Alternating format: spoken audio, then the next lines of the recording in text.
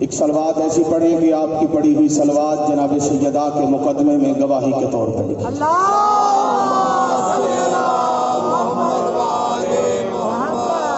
اعوذ باللہ السمیع العلیم من الشیطان اللعین الرجیم، بسم اللہ الرحمن الرحیم، الحمدللہ وکفی والصلاۃ والسلام علی سید الانبیاء سیدنا و مولانا و ملجانا و مأوانا بالقاسم محمد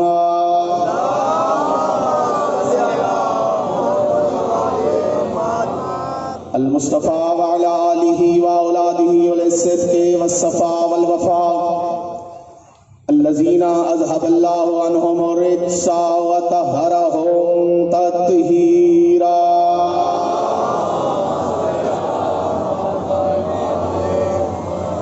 لعنت اللہ علی اعدائہم وغاصب حقوقہم ومنکر فضائلہم ومصائبہم ومنکر عظمتہم ورفعتہم ونبوتہم وغیبتہم وحرمتہم وشجاعتہم وشہادتہم وولایتہم اجمعین۔ اما بعد، قال حق سبحانہ تعالی فی القرآن المجید والبرہان الرشید وقولہ الحق، بسم اللہ الرحمن الرحیم، وآت ذی القربى حق الصلوات۔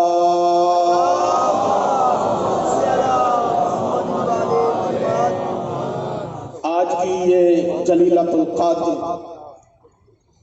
عظیم الشان، بے مثل و بے مثال مجلس سیدہ، جو کہ نبی کی واحد و احد بیٹی کے ساتھ منسوب ہے، ایام عزائے سیدہ ہیں اور پوری دنیا میں علی کی ولایت کا اقرار کرنے والے آج کا یہ دن منا کے بطول کے دشمنوں کو بے نقاب کر رہے ہیں۔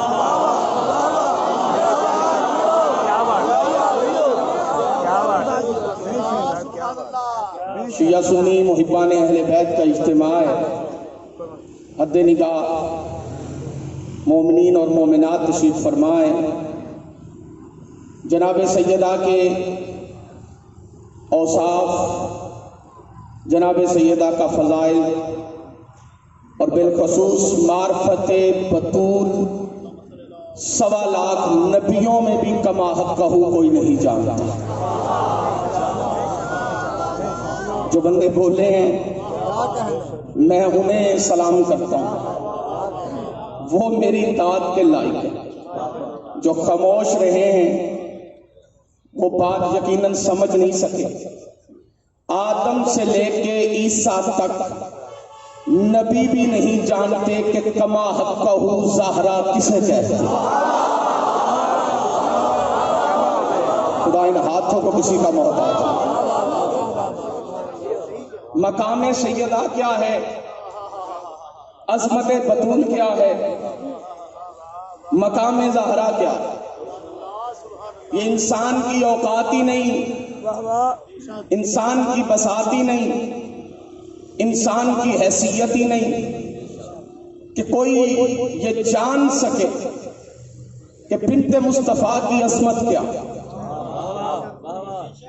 بنت مصطفیٰ کا مقام کیا۔ لیکن سیرت سیدہ کے مختلف پہلو مجالس عزا کے اندر بیان کیے جاتے ہیں، خاص کر کے مستورات کے درمیان جناب سیدہ کی سیرت کے حوالے سے گفتگو کی جاتی ہے، تاکہ معاشرے کے اندر مستورات ایک اہم درجہ رکھتی ہیں، انہیں پتہ چل سکے کہ زندگی کیسے گزارنی، سیدہ نے زندگی کیسے گزاری اور کیسے گزارنی چاہیے۔ لیکن جناب سیدہ کا ایک تعارف میں آج اس مجلس میں کروانا چاہتا ہوں، جس کو سن کے مومن ٹھرے گا، منافق جلے گا۔ سیدہ کا سب سے بڑا تعارف ایک صلوات تلاوت فرما لیجیے محمد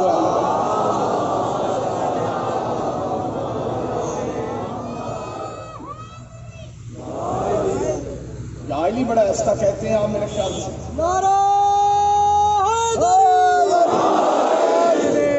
جناب سیدہ کا ایک تعارف اس پہلو سے میں بیان کروانا چاہتا ہوں. یہ پہلے بچے سے لے کے آخری نظر آنے والے صاحب تک جس کا عقیدہ اجازت دے وہ اس تعارف پہ بولے، جس کا عقیدہ اجازت نہ دے وہ چپ کر کے مجلس میں بیٹھنے کا ثواب حاصل کرے. مجھے کسی پہ کوئی اعتراض. جناب سیدہ کا جتنا بھی تعارف ہے ان تعارفوں میں سے ایک تعارف سیدہ کا یہ بھی ہے کہ علی کی ولایت کی پہلی مبلغہ کا نام زہرا ہے. خدا ان ہاتھوں کو کسی کا محتاج نہ سیدہ، ان ہاتھوں کو کسی کا محتاج. جو علی ولی اللہ پڑھتے ہیں بھائی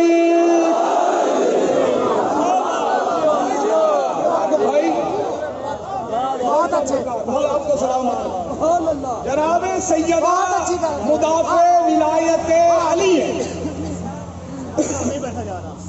سلامت. ایک طرف آپ نے کروایا، چھوٹا سا میں آپ کی دعا کی. جس کا سرتاج ہو علی جیسا، جس کا سرتاج ہو علی جیسا، اس کے قدموں کی دھول کیا ہوگی.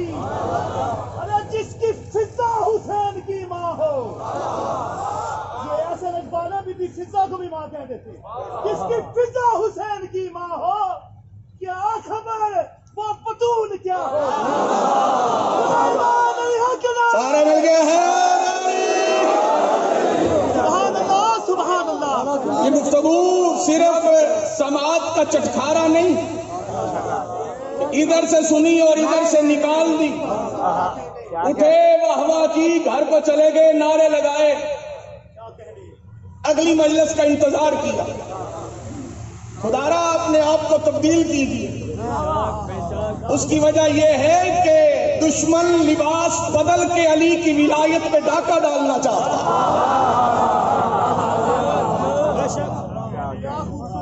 پہلی مبلغہ علی کی ولایت کی سیدہ ہے. مدافع ولایت علی. لفظ مدافع کا جو میری طرح کم پڑھے لکھے لوگ ہیں شاید سمجھ نہ پائیں، میں سمجھا دیتا ہوں. جس نے سب سے پہلے ولایت علی کا دفاع کیا اسے بنت مصطفیٰ کہتے ہیں. اتنی اہم تھی علی کی ولایت. آج بندے ولایت علی کو معمولی سمجھتے.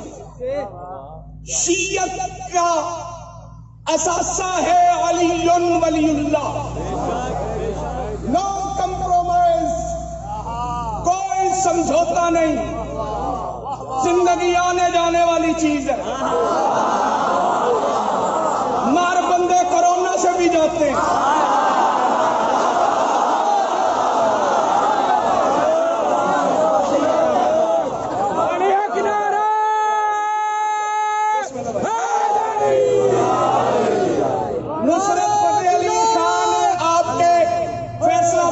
کمال تھا، خدا اس کے درجات بلند فرمائے. بہت سچی بات کہتا تھا. وہ کہا کرتا تھا اونجوی تے مر نہیں بری نظامی علی دے نامے لگ کے مار.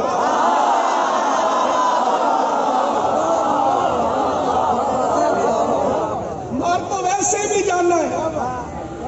زندگی کا اختتام موت ہے، لیکن کیا ہی اچھا ہو کہ موت آئے تو تعارف کچھ یوں ہونا چاہیے کہ علی ولی اللہ پڑھنے والا. اپنے آپ کو اس تعارف سے محروم نہ رکھو. جو نام بچے کا باپ رکھ دے، بچہ زندگی گزار دیتا، نام نہیں بدلتا. سیر حلا سر کیا ایسا ہے یا کہ نہیں؟ اسکول کے سرٹیفکیٹ میں نام بچے کا وہی لکھا جاتا ہے جو باپ نے رکھا ہو. کالج کی لائف کے اندر संदे मिलती हैं, सर्टिफिकेट मिलते हैं, नाम वही लिखा जाता है जो बाप ने रखा। जो बंदे चुप करके बैठे, हद तो हद ये कि जब बंदा मरता है तो ऐलान उस नाम से होता है जो बाप ने रखा होता। मैं जुमला बदल दूं, कब्र में लिटा के जब तलकीन सुनाई जाती है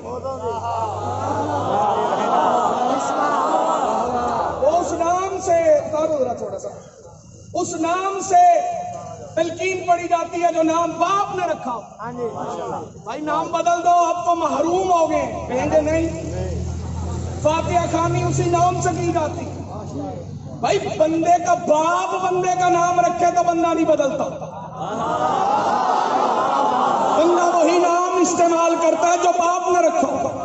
मैं इस बंदे से लेके आखिरी बंदे तक नसीहत समझो चाहे वसीयत समझो, तुम्हें बताना चाहता हूं तुम्हारा नाम किसी बंदे ने नहीं रखा, तुम्हारे बाप ने नहीं रखा, अल्लाह ने रखा, मोहम्मद ने बताया। तुम शिया ने अली हो, खुदा इन हाथों को किसी का मोहताज न कर। सारे हाथ बुलंद करके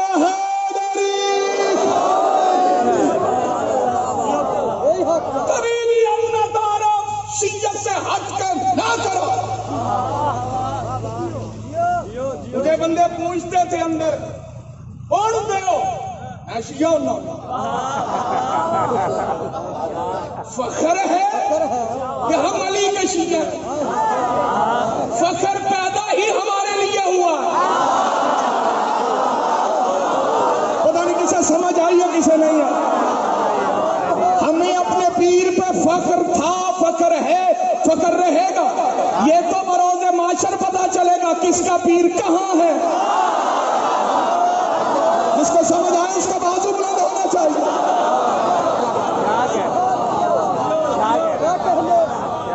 कभी भी अपने आप को शियत से हट के तारफ, अगर तुम शिया हो तो याद रखना, मेरी बात दिल की तख्ती पे लिख लो, शियत की बुनियाद है विलायत अली, और ये मामूली नहीं, ये बहुत अहम है। इस विलायत को जो बंदा मामूली समझे और तो कुछ हो सकता है, बेटा वो शिया नहीं हो सकती, कुछ भी हो सकता है। अब कुछ भी में बहुत कुछ है, लेकिन शिया नहीं हो सकता। शिया वही होगा जो विलायत अली पे कोई समझौता ना करे, क्योंकि शियत को इस बात की मारिफत है कि मामूली नहीं अली की विलायत। मैं जुमला भी पढ़ूंगा, बंदों के चेहरे भी पढ़ूंगा। हुक्म अल्लाह की तरफ से बड़े आए थे, लेकिन किसी हुक्म के बाबत नबी ने अपने प्यारे सहाबा से नहीं कहा कि मिंबर लगाओ मैं नमाज बताऊं। इन हाथों को किसी का मोहताज न कर। ज़कात गया, सारे मिल के ज़कात के अहकामात आए, नबी ने तमाम करके मिंबर लगा के नहीं बताया। रोजे के अहकामात आए, नबी ने मिंबर लगा के तमाम करके नहीं बताया। हज के अहकामात आए, नबी ने तमाम करके मिंबर लगा के सहाबा को बुला के नहीं बताया। पर क्या कहने विलायत अली इब्ने अबी तालिब के, इधर जिब्रील आयत लेके आया, बिस्मिल्लाहिर्रहमानिर्रहीम, या अय्युहर रसूल बल्लिग मा उनज़िला इलैका मिन रब्बिक। अल्लाह का हुक्म आया, नबी के चलते कदम रोक के सहरा में सख्त गर्मी में सहाबा को रोक के कहता जो आगे गए उन्हें वापस बुलाओ। सवाल बोलने के लिए जो चुप करके बैठे।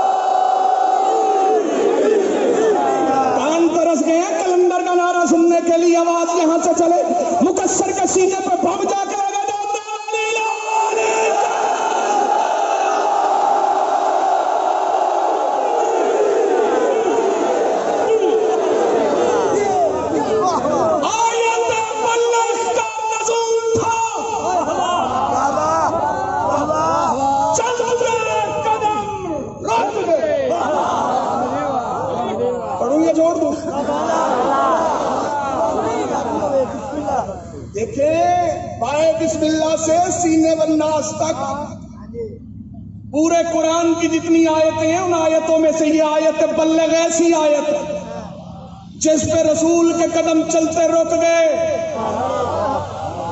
کیونکہ آرڈر سخت تھا۔ اب سخت کو تم کیا سمجھو؟ فیصل آباد میں یہی پتہ نا سردی سخت ہے، میں آرڈر کی سختی بتانا چاہتا ہوں۔ بسم اللہ الرحمن الرحیم، یا ایھا الرسول، اے میرے رسول، بلغ، پہنچا دے، بلغ، پہنچا دے، ما انزل الیک من ربک، جو تیرے رب نے تجھ پہ نازل کیا۔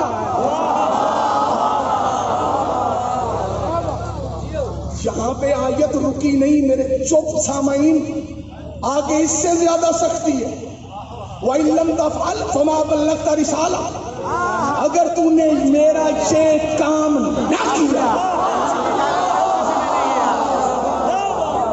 تو نے میری رسالت پہنچائی ہی نہیں۔ میں جملہ بدل دوں اگر آپ اجازت دیں تو، ترجمہ نہیں جملہ۔ اگر تم نے میرا یہ کام نہ کیا، وَإِن لَّمْ تَفْعَلْ فَمَا بَلَّغْتَ، تم نے میری رسالت پہنچائی نہیں، تو نے میری رسالت پہنچائی نہیں۔ اب رسول کی ساری رسالت مشروط ہے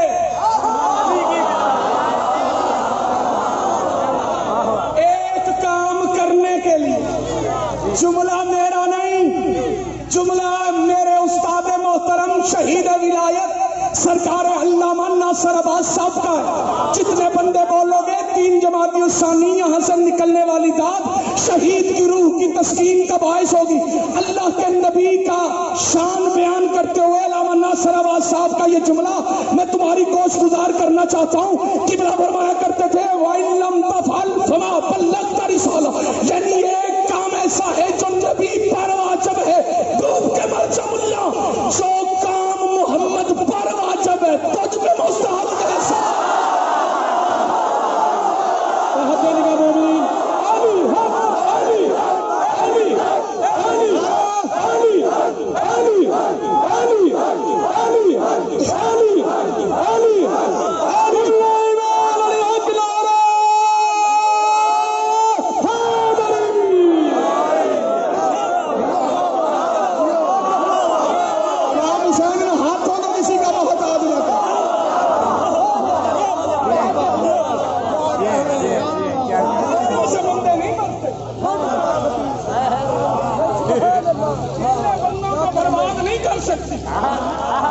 اللہ جانے یہ 1400 سال سے دہشت گرد کیوں نہیں سمجھے کہ گولیاں مارنے سے خون نکلتا ہے، علی نہیں نکلتا۔ پتہ نہیں کسے سمجھ آئی یا کسے نہیں ہے؟ جس کے نام علی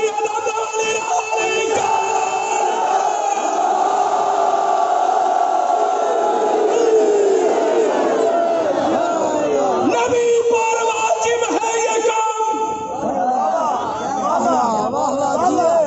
اگر تو نے میرا یہ کام نہ کیا تو تو نے میری رسالت کا کوئی کام نہیں کیا۔ اچھا پھر اہتمام مصطفیٰ کا دیکھیں بھائی، اسے اہتمام پہ سبحان اللہ بھی کہو تو میں راضی ہوں، کیونکہ بات بریک ہے اور ہر بندے کے لیے نہیں ہے، کیونکہ ہر بندہ اس بات کے لیے نہیں ہے۔ علی صاحب اہتمام مصطفیٰ کا دیکھو، نبی کریم علیہ السلام کے برگزیدہ پیارے پیارے صحابہ کرام رضوان اللہ تعالی اجمعین جو نبی کے ساتھ ہم سفر تھے، کچھ آگے چلے گئے، کچھ پیچھے رہ گئے۔ نبی نے یکدم منبر نہیں بنایا، ڈیوٹیاں لگا دی، سلمان چل اونٹوں کے پلان اتار، بلال تو نے آواز دینی ہے، چل فلاں تو یہ کام کر۔ کوئی صحابہ کرام کی ڈیوٹیاں لگا دی، تم فوری ترین سواریوں پہ بیٹھو، جو آگے چلیں گے انہیں واپس بلاؤ، جو پیچھے رہ گئے ان کا انتظار کرو، کوئی بندہ رہ نہ جائے۔ نبی نے پلانوں کا منبر، کتنی اہم ہے علی کی ولایت، پلانوں کا منبر بنایا نبی نے، منبر بنا کے انتظار کیا، جو آگے تھے انہیں واپس بلایا، جو پیچھے تھے انہیں ذات ملایا۔ فیصلہ آباد ہے، محبان اہل بیت کا اجتماع ہے، پوری ذمہ داری سے جملہ پڑھنا چاہتا ہوں، پڑھنا نہیں چاہتا دل کی تختیوں پہ، بھائی ندیم لکھنا چاہتا. میں سوچتا رہا نبی پچھلوں کو آگے کیوں بلا رہے، اگلوں کو پیچھے کیوں بلا رہے. جب میں دروازہ علی پہ آیا تو پھر مجھے اس حقیقت کا پتہ چلا کہ نبی آنے والی نسلوں کو بتانا چاہتے تھے کہ علی ہی وہ نقطہ اعتدال ہے. جو اس سے آگے چلا گیا وہ بھی گمراہ ہے، جو پیچھے رہ گیا وہ پتہ نہیں کسے سمجھ آئی ہے کسے. آگے چلا گیا وہ بھی گمراہ.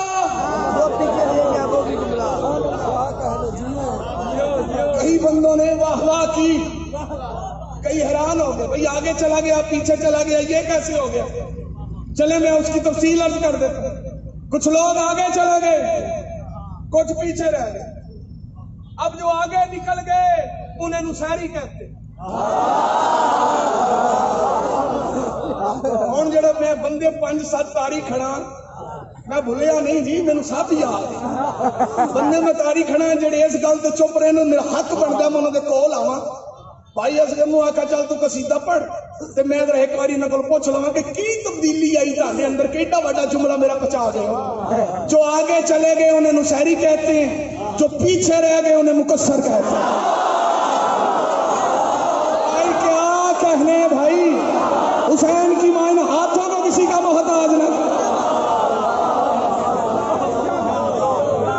کتنی اہم تھی علی کی ولایت، اہتمام کر کے رسول نے پلانوں کا منبر لگا کے حجرے میں نہیں میدان میں شیعہ ہو فخر سے سر اٹھایا کرو. ہمیں علی حجرے سے نہیں ملا،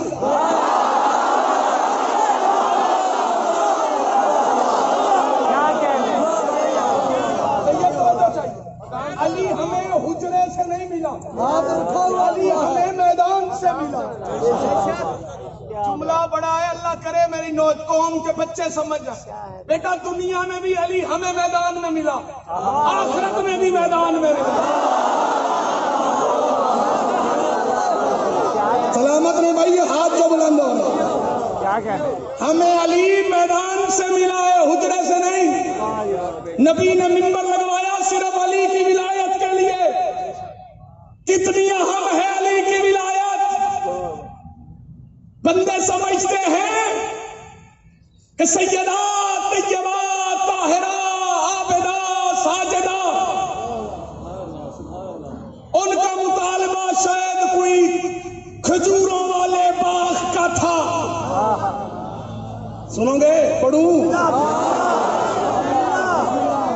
پہلے نمبر پہ تو مصیبت اس ملک کی سب سے بڑی یہ ہے کہ یہاں پہ علم نہیں.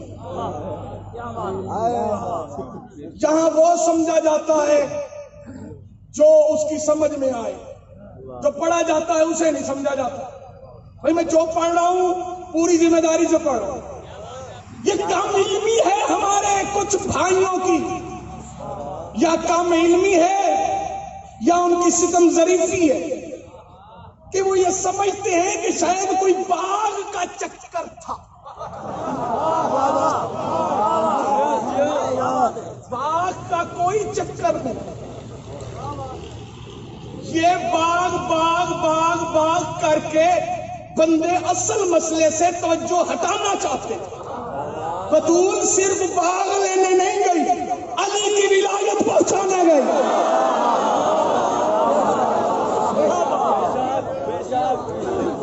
یہ غلط فہمی ذہنوں سے نکل جانی چاہیے. پہلے نمبر پہ تو یہ باغ فدق یہ کہنا ہی غلط. باغ فدق ہے ہی نہیں، یہ جاگیر فدق ہے. تاکہ چپ تو قربان جاؤ. یہ باغ فدق ہے ہی نہیں، یہ جاگیر فدق ہے. یہ کوئی چھوٹا سا باغ نہیں تھا 25-30 کھجوروں کے درختوں کا. یہ ایک جاگیر تھی، جاگیر. لیکن اصل مطالبہ صرف جاگیر کا نہیں تھا. محمد کی بیٹی مدافع ولایت علی ہے.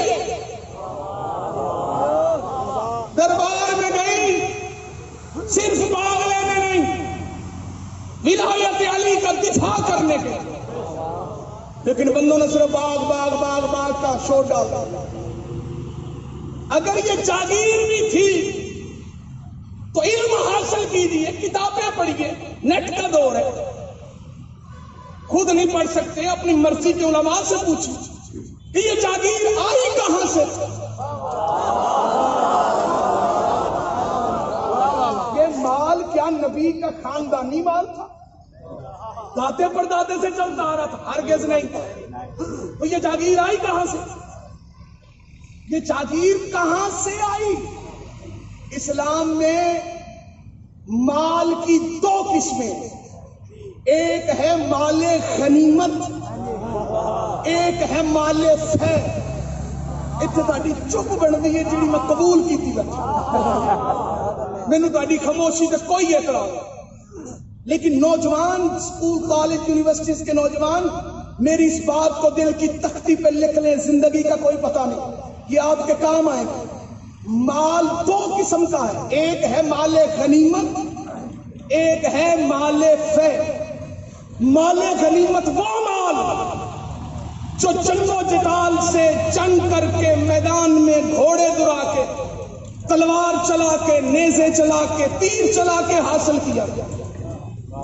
اس مال غنیمت پر اللہ کے حکم سے نبی تقسیم کرتے تھے، جس کا جتنا حصہ بنتا تھا اسے دیتے تھے، کچھ کو کارکردگی کی بنا پہ حصہ ملتا تھا کہ اس کی کارکردگی کیا، لیکن نبی اس مال غنیمت سے اپنے امتیوں کو محروم نہیں رکھتے تھے،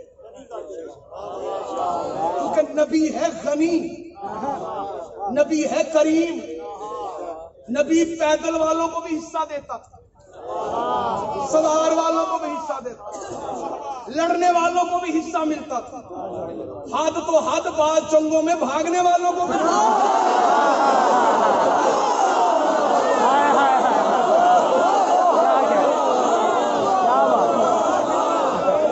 بندوں کے چہرے زبان بولنے کے لیے بنو، زبان سے بولو گے تو زبان کا قرض ادا ہوگا۔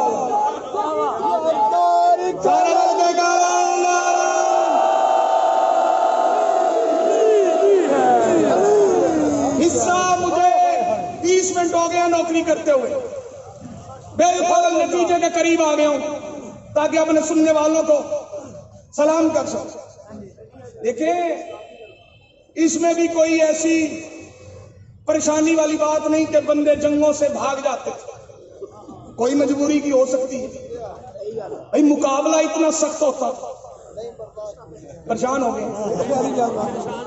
اور یہ مال فدق جاگیر فدق جس جنگ کے بعد ملا تھا نا، جنگ خیبر کے بعد، اس جنگ میں تو یہ جنگ بھی 1 دن 2 دن نہیں ہوئی، ہفتہ نہیں ہوئی، سبحان اللہ، سلامت رہے بھائی جو بندے بولے، مولا آپ کے علم میں اضافہ فرمائے، 40 دن 39 دن بندے جاتے بھی رہے، بھائی نہیں تھی مقابلے کی طاقت، اس میں خوش ہونے والی بات ہی کوئی نہیں، لیکن ایک بات تاریخ کا مورخ لکھنے پہ مجبور ہو گیا کہ 39 دن یہی فیصلہ نہیں ہو سکا کہ کون آتا ہے۔ لشکر سے پوچھتے تھے تو وہ کہتے تھے سالار بھاگ گیا، سالار سے پوچھتے تھے تو وہ کہتے تھا لشکر بھاگ گیا۔ یہ ایک پہیلی رہتی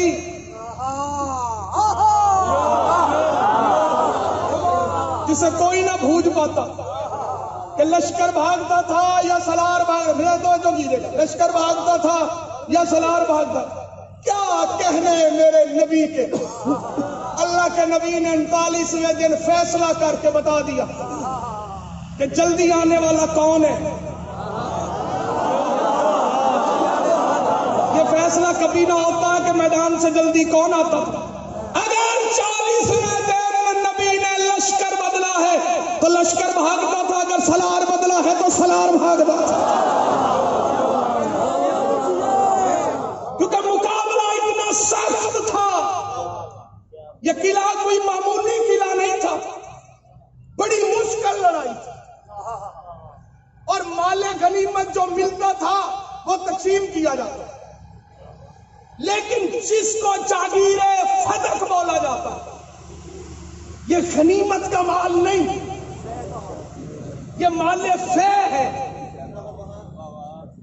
جو بغیر جنگ و جدال کے، بغیر گھوڑے دورائے، بغیر جنگ کیے نبی کو ملا، اور اس کے احکامات قرآن میں واضح ہیں، جو بندے خاموش بیٹھے۔ یہ خالصتاً نبی کا مال تھا، باپ سے بیٹی کو وراثت میں ملا۔ نبی نے خود اپنی بیٹی کو ہبہ کر کے دی۔ لڑائی والی تو اس میں بات ہی کوئی نہیں، جھگڑا تو ہے ہی کوئی نہیں، پریشانی تو ہے ہی کوئی نہیں۔ خدا شیعہ سنی اتحاد کو قائم و دائم رکھے، خدا ہمارے اداروں کو مضبوط کرے، ہماری فوج سلامت رہے، جو ملک میں امن و امان قائم کر رہی ہے۔ لڑائی والی بات ہی نہیں، شیعہ سنی کل بھی اکٹھے تھے، آج بھی اکٹھے ہیں، آئندہ بھی اکٹھے رہیں گے۔ فساد والی بات ہی کوئی نہیں، کیونکہ کتابیں گواہ ہیں۔ فساد کس بات کا؟ کتابیں گواہ ہیں۔ علامہ فخر الدین رازی نے لکھا، بات ذل قربا حقہ والی آیت نازل ہوئی تو رسول نے کاغذ قلم منگوایا اور جبریل سے پوچھا کہ اللہ جو کہہ رہا ہے قربا کو ان کا حق دے دے، قربا کون ہے، حق کون ہے؟ جبریل نے کہا قربا زہرا ہے، حق فدق ہے۔ خدا ان ہاتھوں کو کسی کا محتاج جھگڑا کس بات کا ہے؟ خدارا اپنی دکانیں چمکانے کے لیے مسلمانوں کو نہ لڑاؤ۔ شیعہ سنی کل بھی بھائی تھے، آج بھی بھائی تھے، کتابوں میں لکھا ہوا ہے۔ رسول نے کاغذ قلم منگوایا اور باقاعدہ طور پر جاگیر فدق اپنی بیٹی کے نام لکھی، بلکہ شیخ عبدالحق محدث دہلوی نے تو قلم توڑ دیا۔ وہ کہتی ہیں یہ وہی لکھا ہوا تھا جسے لے کے محمد کی بیٹی دربار گئی۔ اس میں جھگڑے والی بات ہی نہیں۔ شیعہ سنی عزاداری حسین میں ایک ہے، میلاد مل کے مناتے ہیں، ایک رہیں گے انشاءاللہ۔ خدا اس اتحاد کو نظر بد سے بچا، لیکن جو حقیقت ہے اسے قبول کرنا پڑے گا، کیونکہ حقیقت کو چھوڑے بغیر اتحاد ممکن نہیں، اور یہ حقیقت ہے کسی کے چھپائے سے چھپ نہیں سکتی کہ محمد کی بیٹی مری نہیں۔ خدا تیری ہائے کو مقبول کے مقدمے میں گواہی کے طور پر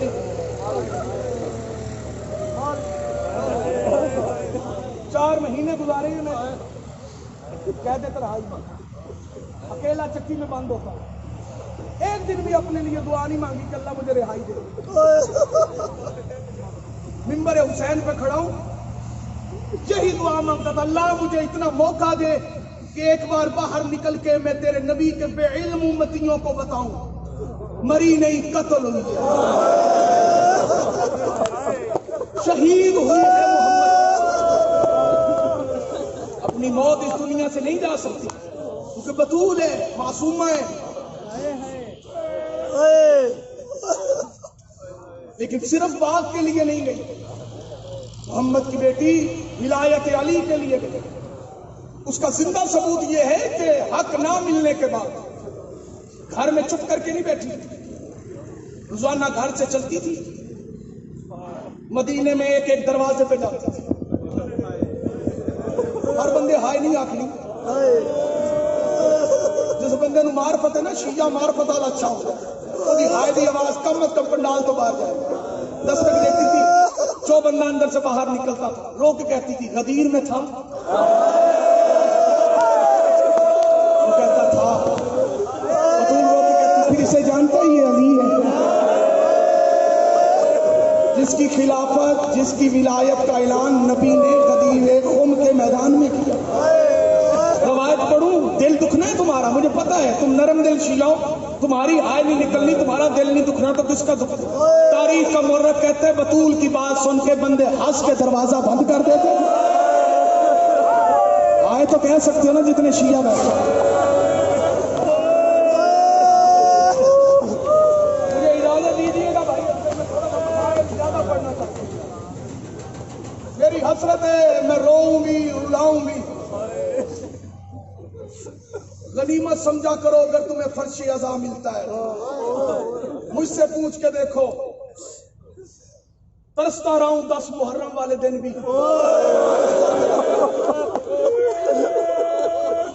پاؤں میں پڑا تھا میں سپریڈنٹ کے کہ مجھے صرف نا ایک مرتبہ خون کا پرسہ پڑھنے کی بندے ہنستے تھے کہ یہ دیوانہ ہے حسین کا. دیکھا تمہیں فرش عزا ملے تو غنیمت سمجھو. میری بیٹیوں اسے غنیمت سمجھا کرو. تم وہاں بیٹھ کے رو رہی ہو جہاں کہیں زینب بیٹھی ہے، جہاں کہیں ام کلثوم تشریف فرما، جہاں کہیں 4 سال کی سکینہ بیٹھی ہے. مردوں تم خوش قسمت ہو کہیں سجاد بیٹھے. خدا تمہاری ہائے قبول کرے جو رو پڑے. نہیں، امام حسین علیہ السلام کی جب مجلس ہوتی ہے بھائی، ذاکر کیا کہتے ہیں؟ ماں آئی ہے حسین بولو. اور یہ ذاکروں کی ایسی کہی ہوئی بات نہیں، یہ حقیقت میں مبنی ہے. لوگ سمجھتے ہی نہیں کہ آل محمد کیا ہیں، ان کی معرفت کیا. تم کیا سمجھتے ہو؟ ایسی ہو جاتی ہے مجلس، ایسی بچہ پڑھ لیتے ہیں، ایسے ہی ذاکر کھڑے ہو کے کہہ دیتے ہیں ماں حسین بھی آئی بیٹھی. یہ حقیقت ہے اور چشمدید گواہ ہیں بندے. ڈیرہ غازی خان کے نوحہ خان ہے، پوری دنیا میں مشہور ہے. قربان جعفری بھائی انہوں نے مجھے خود بتایا تھا. انہوں نے کہا ہمارے ڈیرہ غازی خان میں ایک مستورات کا امام بارگاہ ہے، وہاں پہ صرف مستورات کی مجلسیں ہوتی ہیں. محرموں کے دنوں میں وہاں مجلس تھی، مجلس ختم ہو گئی، بیویاں گھروں کو چلی گئیں. پانی آیا امام بارگاہ بند کرنے کے لیے، اس نے دیکھا اندر کچھ بیویاں بیٹھ کر ہو رہی.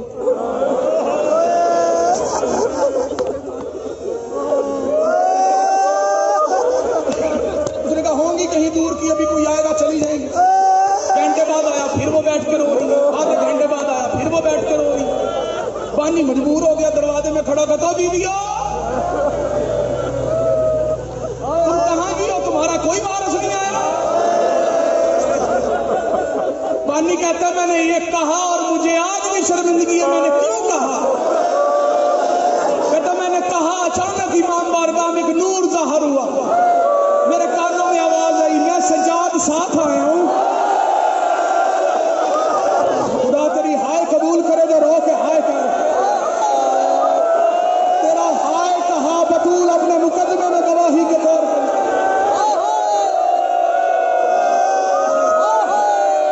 نمازی ہے تو سجدہ شکر اس بات پہ کیا کر تجھے فرش عزا ملا.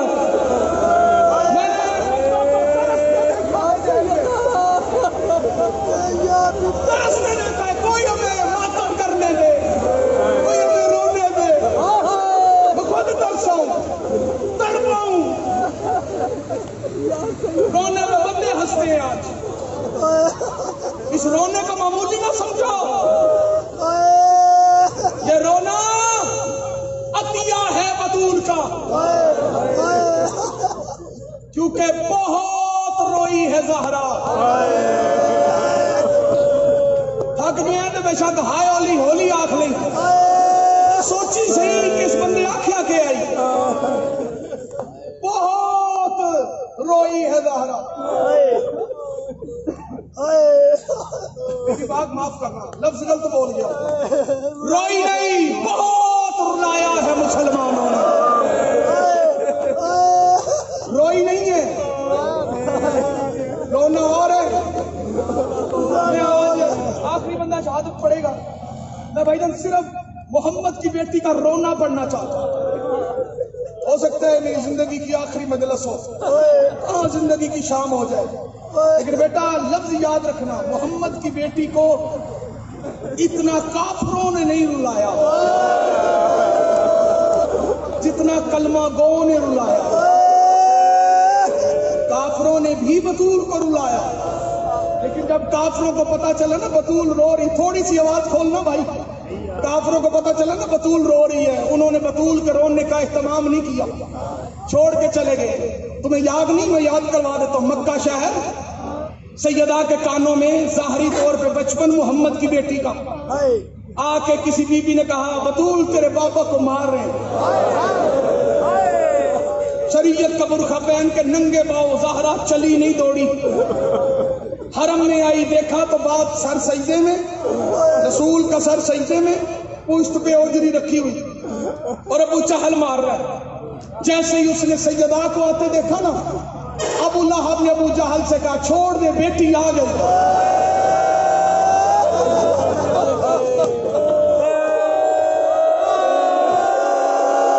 بھائی تسی ذاکر ہو، تسی سمجھ گئے ہو نا ہائے کیوں آکھی ہے؟ جنہ ہائے نہیں آکھی انہوں سمجھ نہیں آئی، انہ ہائے اس گلو آکھی انہوں 10 محرم کربلا دی یاد آ گئی ہے۔ خدا تیری ہائے قبول کرے جو رو کے ہائے کہہ رہے ہو۔ سیدہ کا آنا تھا، محمد کی بیٹی نے اپنے ہاتھوں سے اوجڑی ہٹائی، رسول نماز سے فارغ ہوئے، بیٹی کو سینے سے لگا۔ سنو گے سوال؟ یہ ایک سوال تاریخ میں 2 مرتبہ ہے، یہ جملہ تمہارے لیے نہیں بیٹیوں کے لیے۔ ایک یہ سوال مکے میں ہوا تھا، ایک کربلا میں ہوا۔ مکے میں بھی بیٹی نے پوچھا تھا، کربلا میں بھی بیٹی نے پوچھا تھا۔ مکے میں بطول نے پوچھا تھا، کربلا نے سکینہ نے پوچھا تھا، بابا یہ تجھے کیوں مارتے؟ بندہ امیر جو سنے ہیں تو ہائے نہیں آتی، جڑا خاندانی شیعہ دے ہائے دی آواز کم از کم پنڈال تو باہر جانی چاہیے۔ بابا یہ تجھے کیوں مارتے؟ جب سیدہ نے کہا نا بابا یہ تجھے کیوں مارتے، محمد مصطفیٰ صلی اللہ تعالی علیہ وآلہ وسلم نے آنسو صاف کر کے کہا میرا بچہ میں کرتا ہوں اللہ کے دین کی تبلیغ اور میں کرتا رہوں گا اور یہ مجھے مارتے رہے۔ بطول کے ذہن میں بات آ گئی کہ میرا بابا تبلیغ کرے گا، یہ مارے گا، بابا تبلیغ کرے گا۔ میں نے صرف بطول کا رونا پڑھنا ہے، مسائل پھر کبھی سنا، یہ میرے بابا کو مارے گا۔ تب سے محمد کی بیٹی گھر میں آرام سے نہیں گئی۔ نبی گھر سے نکلتے بیٹی دروازے تک آتی، بابا وہ ماریں گے تو نہیں؟